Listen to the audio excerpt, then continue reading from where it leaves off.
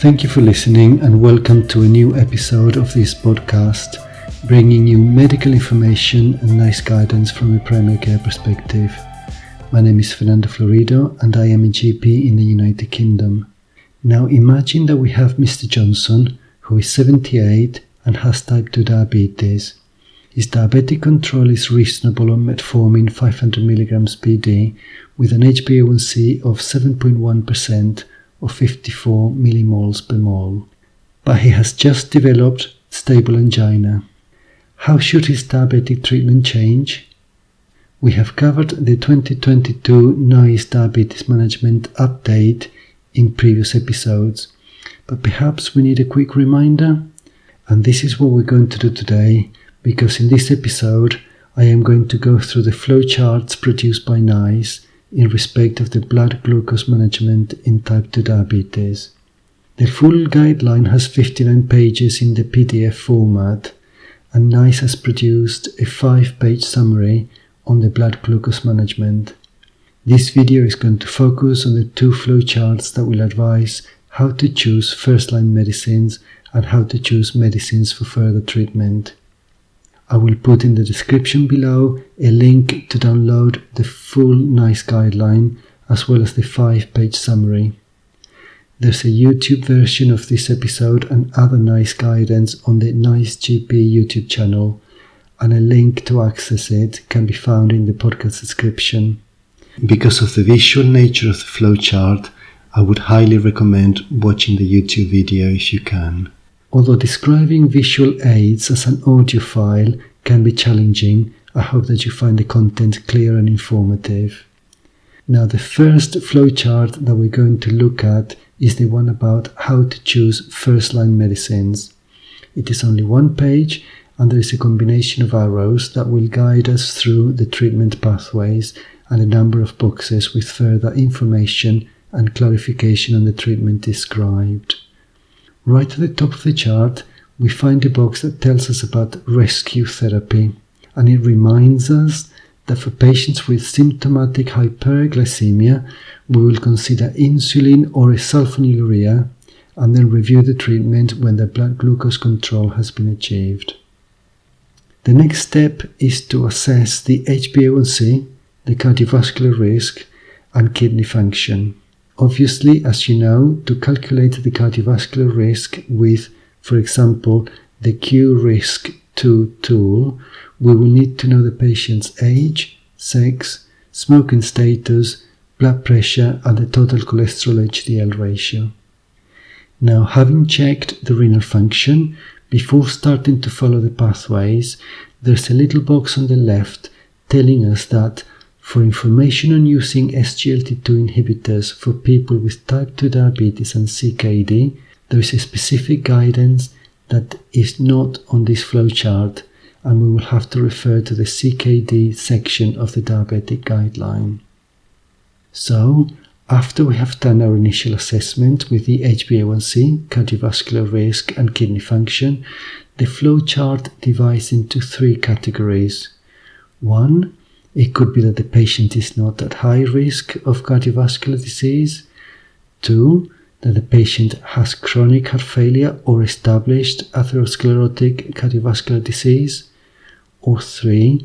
That the patient has a high risk of cardiovascular disease, which is defined as a Q-RISK-2 of 10% or higher over 10 years or an elevated lifetime risk. Now, the first pathway would be when the patient is not at high risk of cardiovascular disease, and for these patients we will offer metformin, or if there are gastrointestinal side effects, we will give metformin slow release. Now, if metformin is contraindicated, we will consider one of the other anti-diabetic agents, that is either a DPP-4 inhibitor, pioglitazone, or a sulfonylurea. Although it does also tell us that SGLT2 inhibitors can also be given as monotherapy for some patients. Basically, NICE recommends an SGLT2 inhibitor as monotherapy in people who can't take metformin and for whom the diabetic control is poor, only if a DPP-4 inhibitor would otherwise be prescribed, and a sulfonylurea or pioglitazone is not appropriate. So it's fairly restrictive.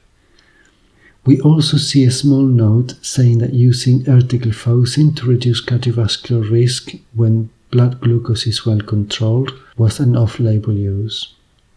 So, if there's no cardiovascular risk, we give metformin first, and if contraindicated, one of the other agents, sulfonylurea, pioglitazone, DPPG4 inhibitors, or an SGLT2 inhibitor, although the latter with a few restrictions.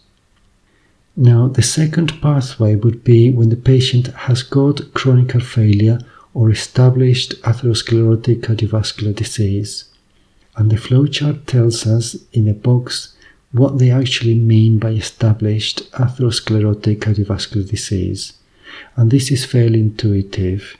It includes CHD, acute coronary syndrome, previous MI, stable angina, prior coronary or other revascularization, cerebrovascular disease, which includes both ischemic stroke and TIAs, and finally, peripheral arterial disease. So for those patients, we will do very similar. We will start with metformin, or if there are gastrointestinal side effects, we will give metformin slow release, and then as soon as metformin tolerability is confirmed, we will offer an SGLT2 inhibitor with proven cardiovascular benefit. And this is because SGLT2 inhibitors have now been found to reduce cardiovascular events. However, if metformin is contraindicated, then we will give an SGLT2 inhibitor alone. So this is fairly straightforward. Finally, the third option after the initial assessment is when the patient hasn't got cardiovascular disease but is at high risk of it. In this case, the flowchart is basically fairly similar. We will give metformin, or if there are side effects with metformin, we will give metformin slow release. And then, as soon as metformin tolerability is confirmed, we will consider an SGLT2 inhibitor with proven cardiovascular benefit. Also, if metformin is contraindicated, we will consider an SGLT2 inhibitor alone. So you may ask, what's the difference between the last two groups, having cardiovascular disease and being at high risk of cardiovascular disease? And the difference is basically that if the patient has got cardiovascular disease or heart failure, we will definitely offer an SGLT2 inhibitor. Whereas if a patient is only at high risk of cardiovascular disease, we will consider it. But in practice, you'll probably find that the pathways are exactly the same, because you're going to consider it seriously and you're likely to be giving it unless there is a contraindication or other major consideration. In the middle of the flowchart, there's also a little box that reminds us that we always have to start with metformin alone to assess tolerability before adding an SGLT2 inhibitor. So metformin is always the start. Right, so this is really the flowchart on how to choose first-line medicines. After this, if the person's HbA1c is not controlled below the target, or a person develops cardiovascular disease or a high risk of cardiovascular disease, then we will move to the second flowchart, which is the one about treatment options if further interventions are needed.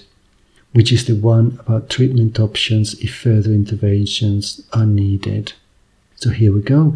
The second flowchart, which is also one page, is on how to choose medicines for further treatment. Here, at the beginning, there's another box telling us again about the rescue therapy and using insulin or a sulfonylurea for symptomatic hyperglycemia until the levels are controlled. Now, if further treatment options are needed, it will be because either at any point the HbA1c is not well controlled, or at any point the cardiovascular risk or cardiovascular status change. Right, we're going to start with the cardiovascular risk or cardiovascular status change. And we've got two options. The first one is that the person has or develops chronic heart failure or established atherosclerotic cardiovascular disease. And the second one is that the person develops a high risk of cardiovascular disease. If the person has or develops chronic heart failure or established atherosclerotic cardiovascular disease, we will basically switch or add treatments to make sure that we offer an SGLT2 inhibitor if this is not already prescribed. So if the person develops the condition, we will either add an SGLT2 inhibitor if the HbA1c could do with lowering further, or if the HbA1c is fairly low and we don't want to lower it anymore, then we will switch one of the existing drugs for an SGLT2 inhibitor. On the other hand, if the person has or develops a high risk of cardiovascular disease, then we will consider an SGLT2 inhibitor when switching or adding drugs. So like before in the previous flowchart, giving an SGLT2 inhibitor is more imperative when the person has developed cardiovascular disease, whereas if the person is just at high risk, we will only consider it. But yet again, in practice, it may not make much difference. Now, if at any point the HbA1c is not well controlled, there is a box that tells us that we will switch or add treatments from different drug classes up to triple therapy or dual therapy if metformin is contraindicated. So basically, we will consider any combination to dual or triple therapy of the anti-diabetic agents, that is either a DPP-4 inhibitor, pioglitazone, or a sulfonylurea, although it also tells us that SGLT2 inhibitors may also be an option both in dual therapy or triple therapy. Now you may ask, when should we start insulin? Well, at the bottom left corner we find a box that tells us that when dual therapy is not enough to control the HbA1c, we can consider insulin-based therapy with or without other drugs. And there is additional guidance on how to use insulin with SGLT2 inhibitors. So basically, if a patient goes up to dual therapy and is not well controlled, you may consider either triple therapy if the patient is on metformin, or just consider insulin as the next step.